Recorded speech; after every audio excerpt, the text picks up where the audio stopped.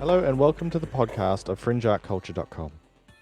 This podcast aims to enrich community by focusing on local art and culture. We are your hosts. I'm Grant and this is Alison. Hi, how you going? And today we have with us special guest Sebastian. Hello, everyone. Welcome to episode 3.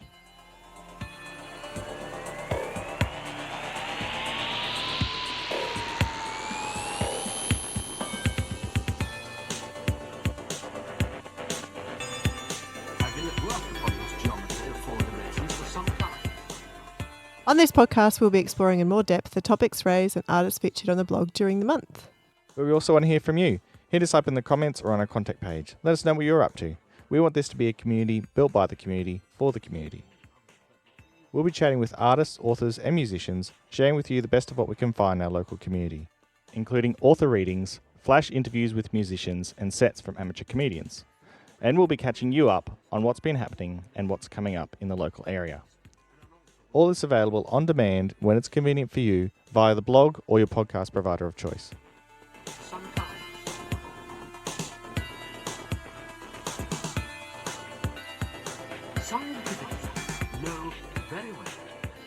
So this month we'll be talking about art as a tool for well-being, but first we have a special guest who I mentioned before, Sebastian, who is an entrepreneur, I think he would describe himself as, and he's actually just come over because we offered chocolate biscuits, and he's having some dramas in his life, which he'll probably tell us about. And hopefully he tells us a bit about what he does and what he plans to do. I think he's got a podcast of his own that he'd like to spruik. How you doing, Sebastian? I'm doing quite well now that I have my free cookies, which I've been tempted with. Yep, my name's Sebastian. I'm a bit of an entrepreneur. I will do my best to take on board any opportunity that life throws me. My current project is called The Search for Awesome, which is a podcast that focuses itself around social enterprise. So basically, if there's any person or any business around the world that's doing something that's really cool for humanity, I'm going to be all over it. Awesome.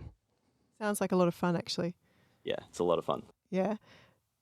So we first met Seb through a mutual friend, Anna, who's now picked herself up and moved to Melbourne, unfortunately, at a Brisbane Skeptics meetup. We sat there, the first time I met Seb, we pretty much sat there and spoke and ignored all the rest of the Brisbane Skeptics. Yes, we did. But going on from there, we've had a bit of contact back and forth. We haven't caught up as much as we would have liked, but we're all busy people. Yeah, absolutely. What have you been up to since then? Since then, I've actually been pretending to be a business analyst at the moment. I wear many hats, but at the moment I'm doing a lot of analytics for a couple of businesses and assisting in growing some very small businesses and startups. Besides that, I've been just focusing on getting my podcast all set up, which is ready for launch next week.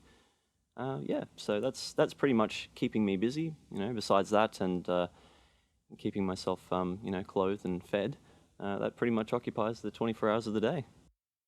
Awesome. So where can we get a hold of your podcast when it comes out? Do you got a blog running or something at this stage? Not a blog per se. This is going to be strictly a voice-based medium. So all of the content will be at thesearchforawesome.com, and it will literally just be podcast after podcast after podcast. Everything will be found in there. There will be some show notes attached to that, but we won't delve too much into that because we really want to focus on enabling people to listen to it wherever they can, on their iPod or on their music device or on the radio, hopefully at some point.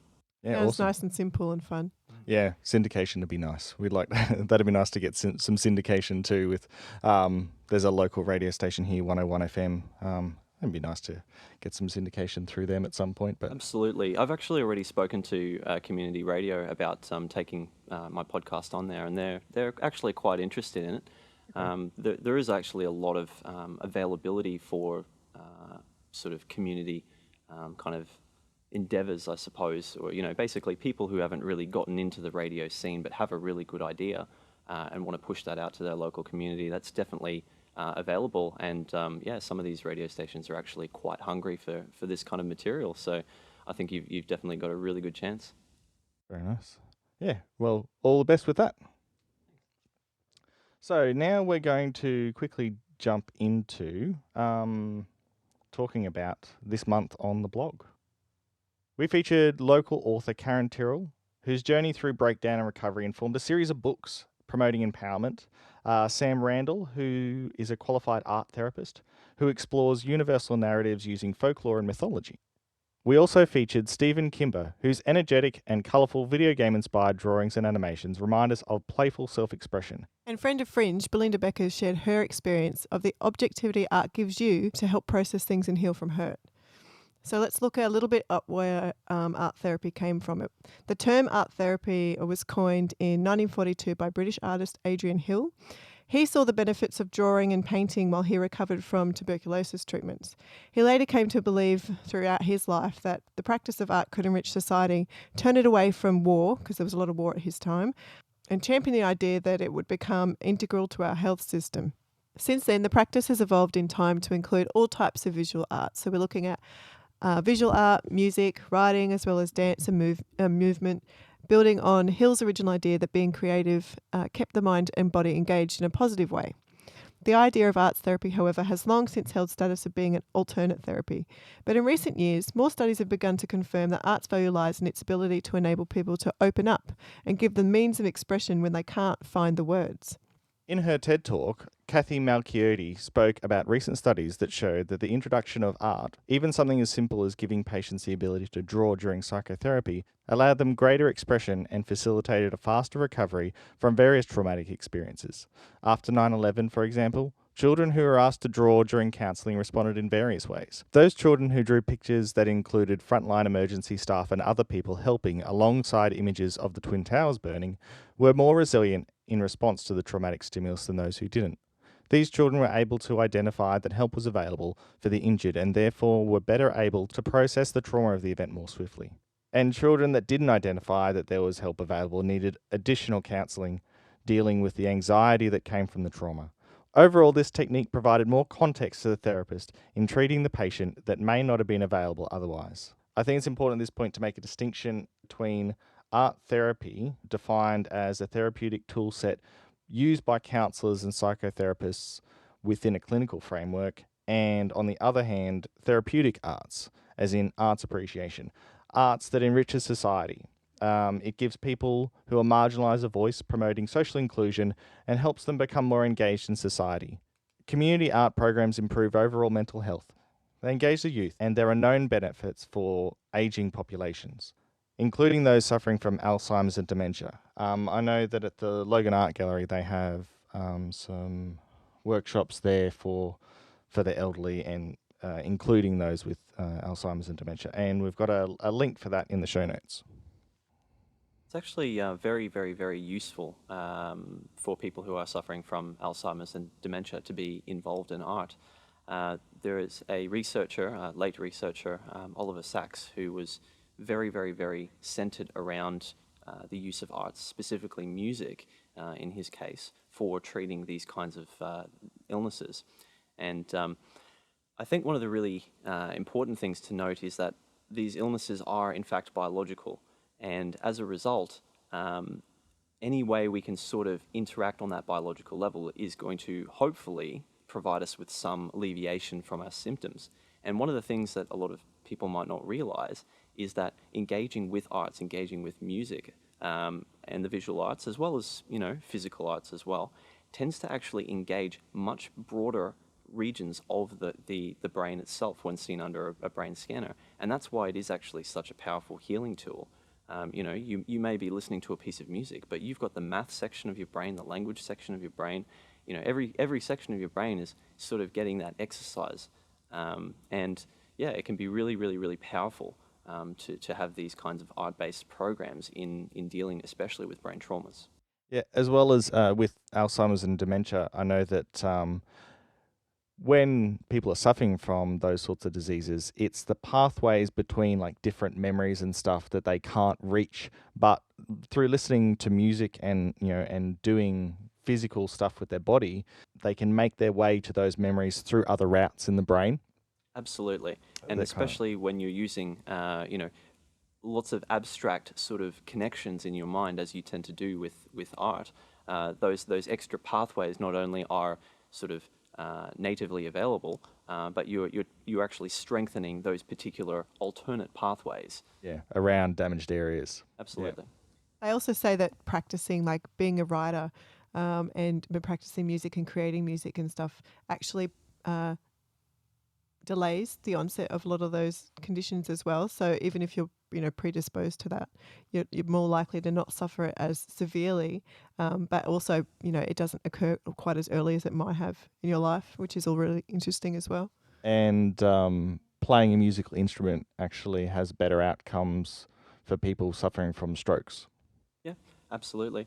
Another interesting tidbit as well is that doing something as simple as reading a book or doing visual art, because it engages your creativity and your imagination, especially if you're not necessarily doing the art itself, but if you're absorbing someone else's experience, because you have to actually translate that into the own context in your mind, you actually gain a form of empathy. And that empathy actually translates into not only being able to appreciate more culture that's out there, but it also can actually do something as great as reduce the tendency of violence. So yeah, if you want to be around some really nice and relaxed people who understand you, find people who are reading a book because they're already living in someone else's head, so they'll be happy to live in yours as well. So I think we need to say, like, through the active engagement with the arts, we gain a powerful voice to share innovative ideas and opportunity for growth. But the prominent word in that sentence should be active. In late July, on the idea of how art fits into our current environment, in the US, they passed an act that saw art becoming a core part of their curriculum again, which is obviously a good thing. They seem to be recognising what our government has forgotten. It is clear that our government holds art with very little value at all, apart from what they can sell it for, obviously. And they'd rather focus on big business and the bottom line. And this has been evident by the actions of some of the ministers, particularly George Brandis, when he became Minister for Arts. He decided to take a hack and slash approach at arts funding and decided that he would keep a chunk for himself or for the arts minister and for this other entity that he created.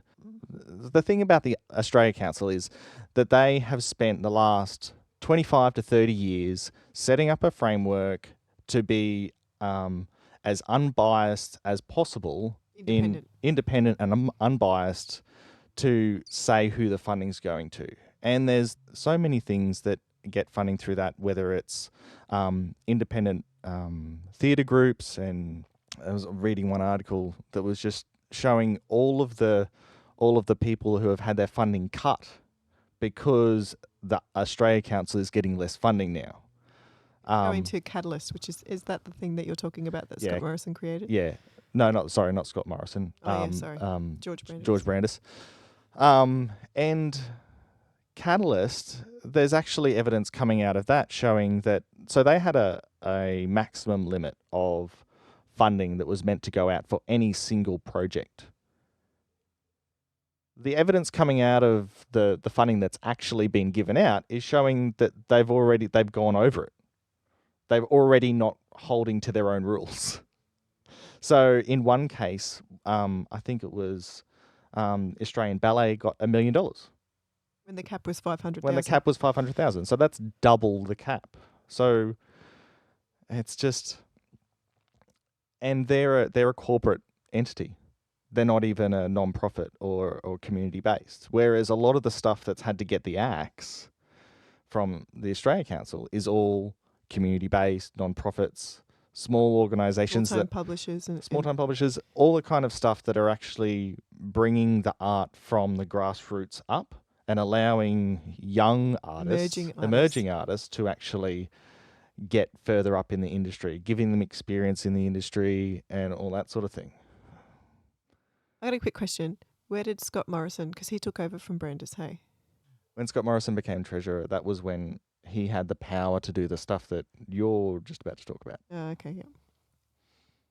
Yeah, so Scott Morrison last November announced plans to remove parallel importation on the restrictions on books. So what this means is that it'll be a very devastating move for our writing and publishing industry.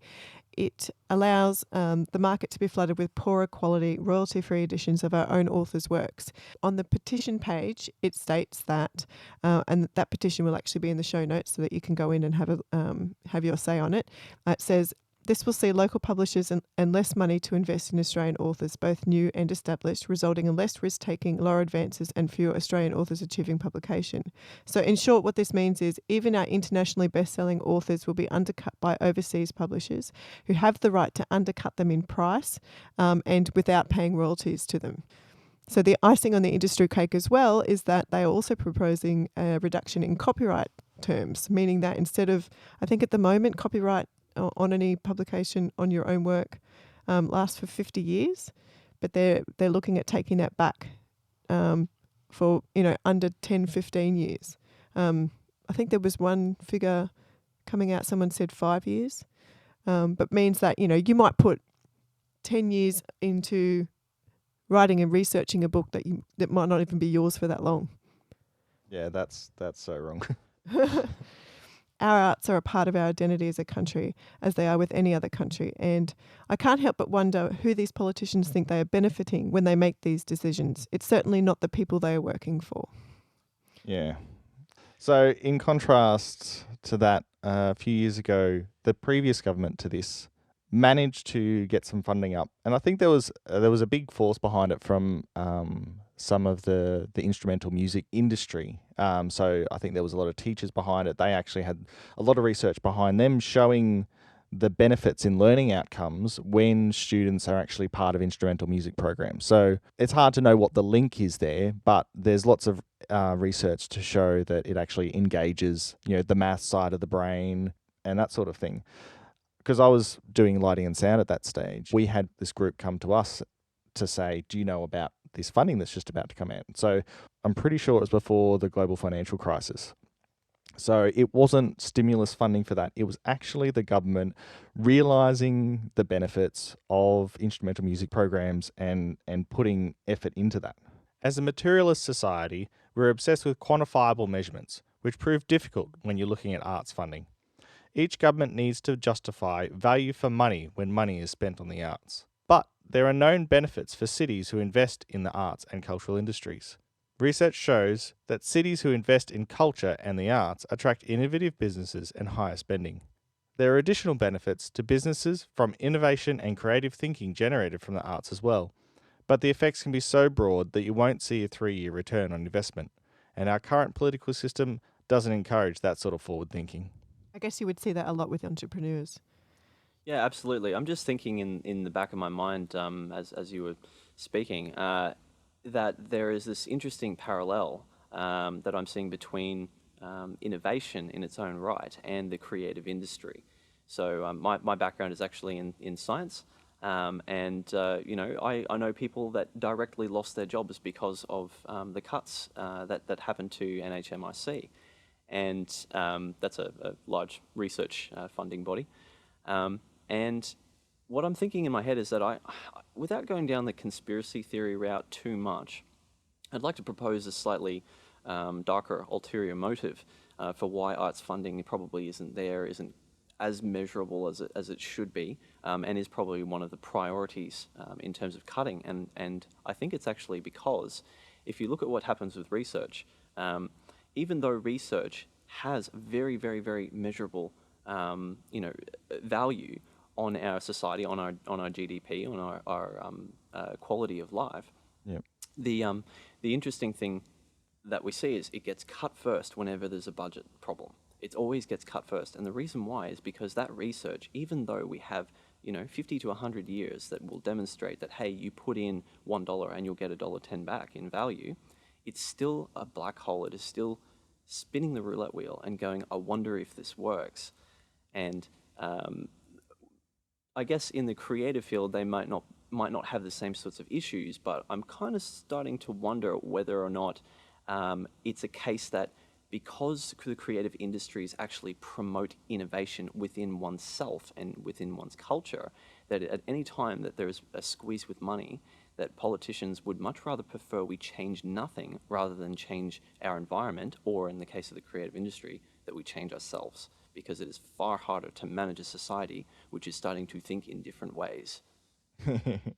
Yeah, no, and that's sort of a theory that I've heard quite a bit actually, especially in relation to the latest cuts, because there's been some mention of some of the particular publications that were coming out, like Median and that kind of stuff, and those publications themselves were really quite known for promoting alternative views to what the government put out.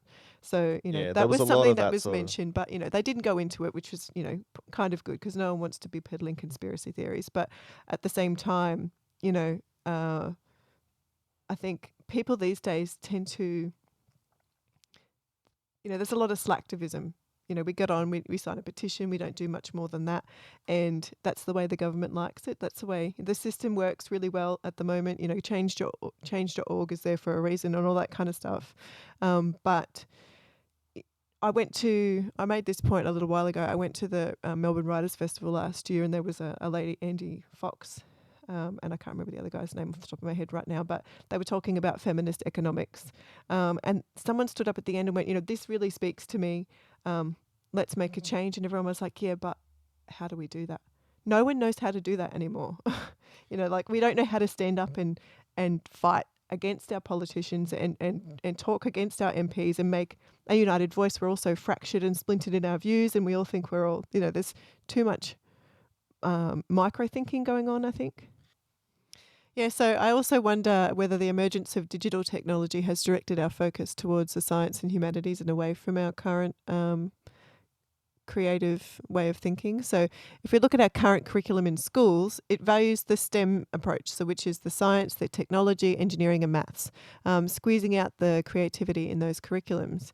And that seems crazy to me as a parent, and just knowing how children learn through creative play. It seems like our declining literacy and numeracy levels in our children might have an underlying cause that has more to do with the fact that we have taken out more and more of the arts out of their curriculum. I'm not a teacher, and I'm not saying that they can't be creative when they actually decide on how they're going to teach something. But what I am saying is that the curriculum that they've been asked to form lessons from is less and less arts focused.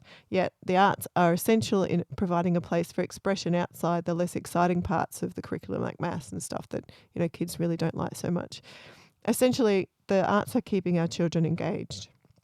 A recent article published from The Conversation gave evidence for the idea that frequent spontaneous musical play, so not structured lessons, so we're talking about, banging on saucepan lids and making up words to other nursery rhyme tunes and that kind of stuff, with 2 and 3 year olds led to better numeracy and literacy results in children entering early schooling, so children about 5. And this was even more so than reading stories with them.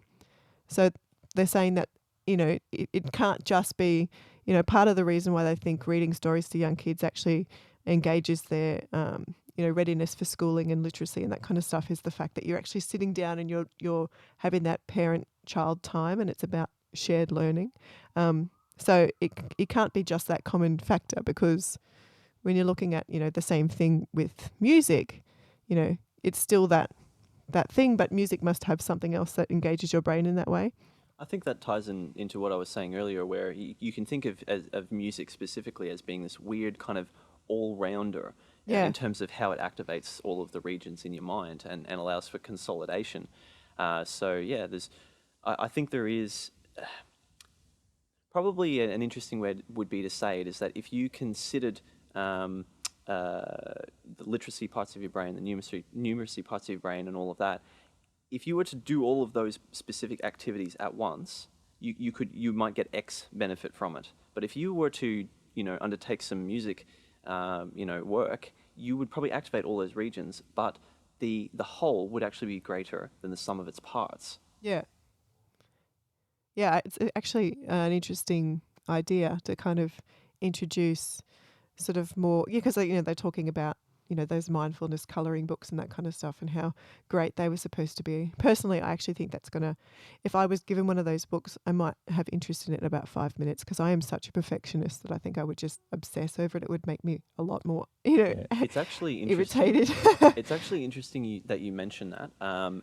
There is a small but growing concern for the adaptation of mindfulness. Now, I've been following mindfulness now for about 4 years, quite intensively, because I went through my own issues with generalized anxiety disorder, and mindfulness was one way for me to get sort of a hold, not so much distance. Actually, the opposite. Mindfulness actually brought my awareness to what was actually going on, and I think that's the important thing, is it actually drew me closer to my specific mental illness.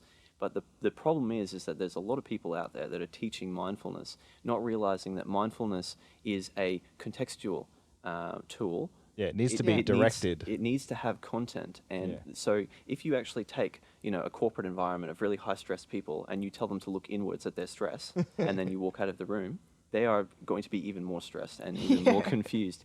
So, I think with elements like mindfulness or meditation, or even things like music therapy, or even just, integrating music or arts more into schools, I think because of that kind of abstract sort of overarching nature, where it is more of a contextual kind of tool, you really do need to have a body of either knowledge or wisdom, or a mix of the two, creating or assisting with that content. Otherwise, in itself, art may not be, any more powerful than mindfulness at its worst. That's a good point. If you compare the benefits of music play in our preschooling years, you could almost say that we get similar benefits from music at other stages of our lives. If you take, for example, the emotional attachment we form with the music we listen to as teenagers, I believe one of the reasons we form this attachment is because this is a time in our lives where we experience a lot of growth and anxiety or teenaged angst, where our brains are maturing really, really quickly, and we turn to music as a socially acceptable way of coping with our lives and bonding with our peers. The music we listen to at this time becomes our voice and is often very integral in how we connect to each other socially, a way to blend into the crowd. It's not until we get out of high school that we understand the value of not conforming, that being an individual is part of succeeding. For example, if you look at entrepreneurs, they obviously need to be thinking outside the box and doing their own thing, not following a crowd to make their way. However, there is a private side of music engagement. The stuff we listen to in private that we don't admit to is also very powerful. There is some research to suggest that particular songs trigger strong memory recall in much the same way that scent does. It makes sense then that the music that we listen to at this point that triggers those memories would stay with us for the rest of our lives. I would agree with that very strongly, which is why I don't tell anyone what music I actually listen to. I think just to add to what you were saying there, I think that maybe perhaps one of the reasons why the situation comes about might be that as the mind is developing, because there isn't, this back catalogue of experiences which have allowed us to identify with ourselves and to contrast with our environment, is that we might feel so malleable that we're too scared to do anything that might be radical in case the results are not favourable. Yeah. So there's we're a lot more risk averse when we're young, because we don't have the experience to know that putting our hand on the hot plate is going to hurt. But sometimes you might just want to damn well do it anyways to prove a point. Yeah. And so that potentially that could be an element that's in there, is that I know now that I'm in my 30s, I kind of facepalm every now and then, because I go, you know what, no one actually cared. No one has actually ever cared. Exactly. But the thing is, I fully embrace and expect that every person who comes, before me and after me will have gone through that period. Yeah. It seems to be a universal thing where it's almost like a shyness of the spirit, where we're like, ooh, we don't want to do anything except, put our toes in the water, because what if? And then eventually you get to a point in your life where you go, I have enough information that I'm just going to dive in and, see if I get lucky. Like, how many times have you heard someone go, oh, the good old days when, this music used to be like this, and part of that is like an acknowledgement to the culture that they that they were embracing at that time. But part of that is, it's like a crowd mentality. Remember that time when we all did this and all did this? But, I think the most powerful stuff that we get from that age is the music that we used to listen to as individuals. I can remember a whole bunch of people at my high school that used to get bullied for the music that they listened to, or the music that they were told that they listened to. It wasn't actually the case. But then you look at your school where you actually had a whole, your whole grade 12 or, your senior year was actually divided up into musical groups. Like you had the goths and this and this and this, and that's how you identified with that in-group or whatever. And obviously that's very powerful as a growing person. Yeah, it's a survival mechanism. Exactly. Be able to identify with a group. Exactly. Safety in numbers. In fact, when you look at research, it actually shows that our brains don't reach full maturation until mid to late 20s and early 30s, and then when you look at those numbers, around 1 in 4 people, or 25% of people at this young crucial stage of their lives, suffer from mental health issues. So we recently listened to a All in the Mind podcast that went through talked to a few people. I think one of them was Patrick McGorry. Yeah, so Patrick McGorry is a psychiatrist. You'll see him on the TV quite often talking about mental health issues. Research that he's looked at that's shown that mental health in young people is actually getting worse, but it's not genetic because we're still the same as we were 100 years ago. All signs are pointing to environmental factors, such as stress and anxiety in the home, family breakdowns, financial pressures. They all add to this. And then you throw into the mix drugs and alcohol and the availability of those sorts of things. It's an alarming statistic when you think about it for the future of our society, when 1/4 of all young people are at risk of not being able to cope and function to their best ability in the community. So we need to be available to give the support. The support needs to be there for people when they need it. Things like Headspace and stuff like that that just facilitate, all of the... Red House, I think, is another one that's local. Yeah, well, you've got like the hotlines that they talk about whenever there's an issue around mental health on the TV. They always say, if you're having issues, call Lifeline.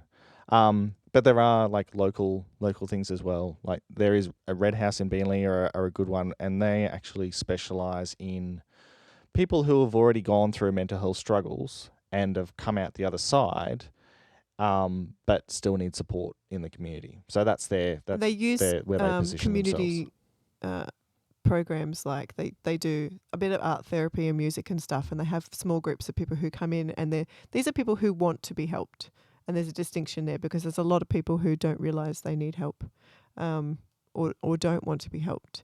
But to engage those people, I think art is an important part because it can disarm you. And if it disarms you, it can actually make you rethink things. And if you're in a space where you might be depressed, but you at that moment you don't realise it, there might be one thing that gets to you, and it could be an image, or quite often I see a comic come up on in the internet somewhere, and it basically it's about depression. And if you've ever heard of Hyperbole and a Half, that woman is amazing. She does a lot of really random, and it's all like really badly drawn stuff, but a lot of it is central to her struggle with depression. And she actually had to go away, I think, for about 2 years and stop doing it because the comic became so powerful to her. But that medium has actually obviously helped a lot of people. So there's been this outpouring of love for this woman, which obviously it means that the art itself isn't just good for the creator. There's so many more benefits. You can see benefits for the carers who are helping these people as well, and then get community benefit and value that way, which hasn't got anything to do with GDP, which is why it makes it difficult. But yeah, it's just such an abstract thing when you're talking about what value art has in the community. It's like the difference between having a robot society and having a society that really thinks about why they're doing the things they're doing. Like, that obviously to me seems like what you want. People who are engaged in thought like that. So, just going to pose this question for a second. What will our world look like in 20 years' time if a quarter of all our future field leaders don't reach their full potential because the crippling mental health problems that we exist, across the board? What happens to society and our economy if that burden reaches tipping point? So, if we don't look after our weakest link, what happens? Can we actually assume that we can decouple the, I guess you could say, the incidence of mental illness from our future field leaders? So I quite often will use the phrase, I dance over the line between genius and insanity. And although I say that as a bit of a tongue-in-cheek, because a lot of people find my schedule and my life to be very crazy and that they can't even keep up with the concept of it, let alone actually do it on a day-to-day basis. But the thing is, in my experience, when I was working in various academic institutions, every single person in the faculty was qualified with a mental illness. And so I wonder, whether our definition of mental illness needs to change to accommodate those people which may not be mentally ill, but may fall outside the realm of the norm. Whether our standard deviation has not been kind to us and we fall outside of that. Perhaps that's why we're in that position, though, because we are able to think a bit more erratically, behave a bit more erratically, and maybe that's what actually empowers us in that field. Maybe just, I don't know the answer to that, and I don't know if there is an answer to that, but I always found it interesting that pretty much everyone who I knew or have known that has made some sort of really significant impact, no matter how well they presented themselves, they were not only as human as everyone else in their private life when they exposed themselves, but they were almost more fragile. They would fall to bits more than your average sort of person who may not have been as impactful or influential. So I think that must come back to support structures. That's the only thing I can think of, because on the other hand, you have people who are, that aren't coping with life, that just don't cope with life, but may have the same, pathological diagnosis as some of these other people. So I think it is about support. I think it is about identifying, the hardships that people are having, and then supporting them through that. Okay, so our theory is this. If our young people are increasingly be exposed to more volatile home environments, and I don't just mean violence here when I'm talking about this, it makes sense that when they reach early adulthood, they lack the necessary coping skills to succeed and live a happy life. The role of arts in our school system not only benefits our education system, but with a knock-on effect, it has benefits to students themselves in a more personal way. As we've heard from Tammy, who recently wrote a guest post for us about how art saved her life, we can see that her coping mechanism for her home life was her art. And even if some of the arts are available to our growing children, if we aren't modelling a system that values it, how do our children feel confident and safe to explore the world through art like many of us have done so today? For those who have met us, you'll know that it's no secret that we'd love our city to embrace more expression of art culture. This is because we believe that bringing art out into the public acknowledges its value and invites open conversation. It builds bridges and, of course, beautifies our city. For those who would disagree, I'd invite you to have a look at the street art and culture of Melbourne, voted one of the most livable city 5 years in a row as recently as 2015. Here in Logan, the frame in which we currently view art is often a little bit sterile, housed in galleries or museums with pristine white walls and neat little plaques and no noise. It can be seen as a pretentious and uninclusive way of inviting people to engage with art, to have maximum impact in our area. I think art needs to meet the people halfway. The context and meaning behind art often has very little to do with the way art is displayed in these places. This chaos, I believe, is a little indicative of our society. And if we really are to connect with art, shouldn't this be our first priority? As Alain de Botton, I think that's how you say it, puts it, it is not an acceptable place to bring our soul's aches and pains to art as we might do at church, for example. Don't get me wrong, though. I believe there needs to be a place for highbrow or pretentious sort of art in every demographic. The community needs access to traditional galleries. They do have their benefits, but what Logan is missing is a strong grassroots movement of artists within our community. Elaine evangelises for art as being a form of self-help, where anyone can and should participate.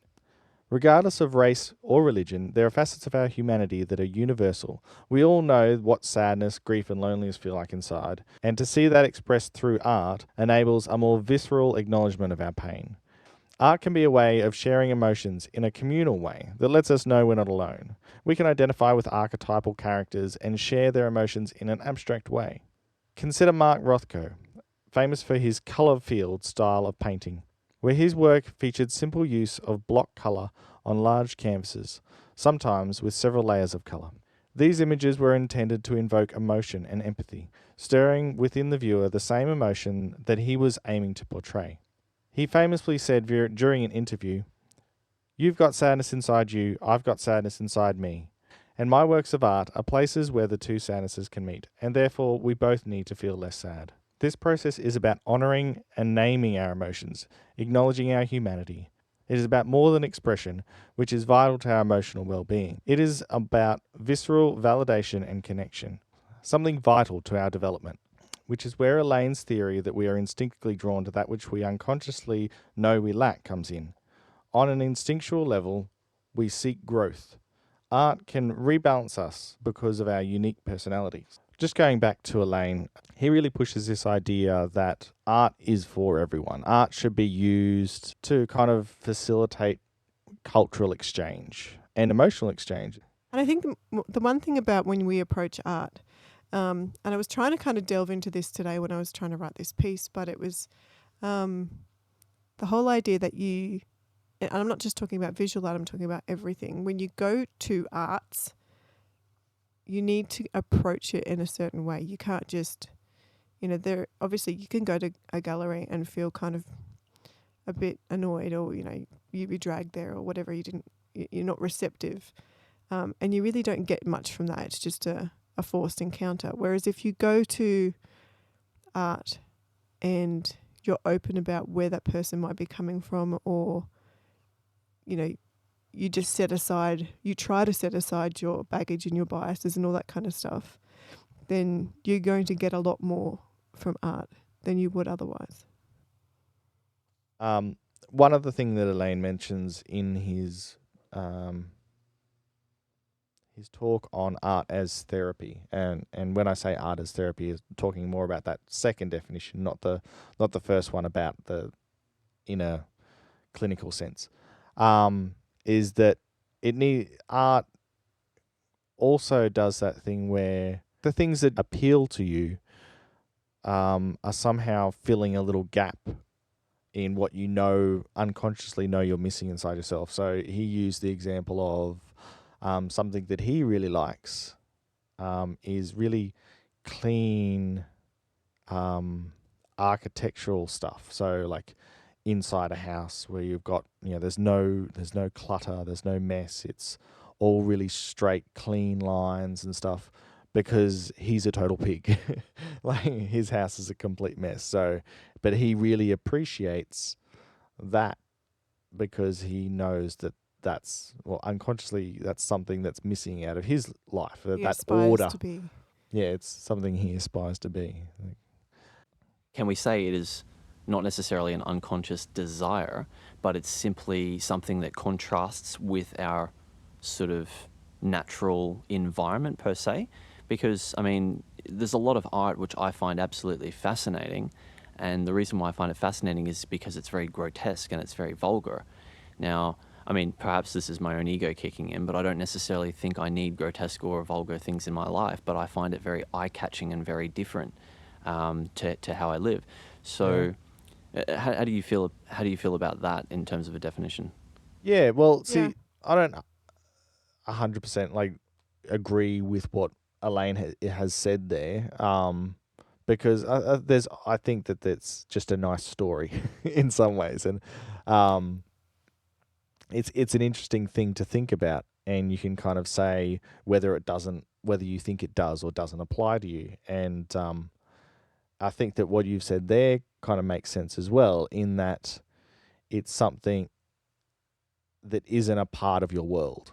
So you appreciate bits of art that aren't a part of your world, in that way.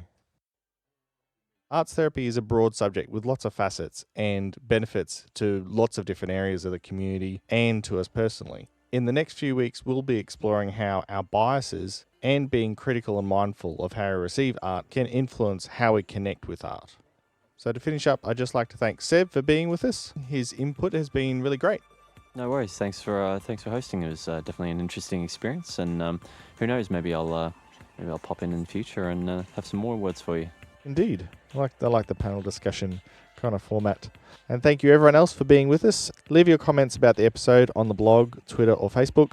Share the podcast with your friends via the Facebook post. And if you like what we're doing and you want to get involved, hit us up on the contact page. See you next time.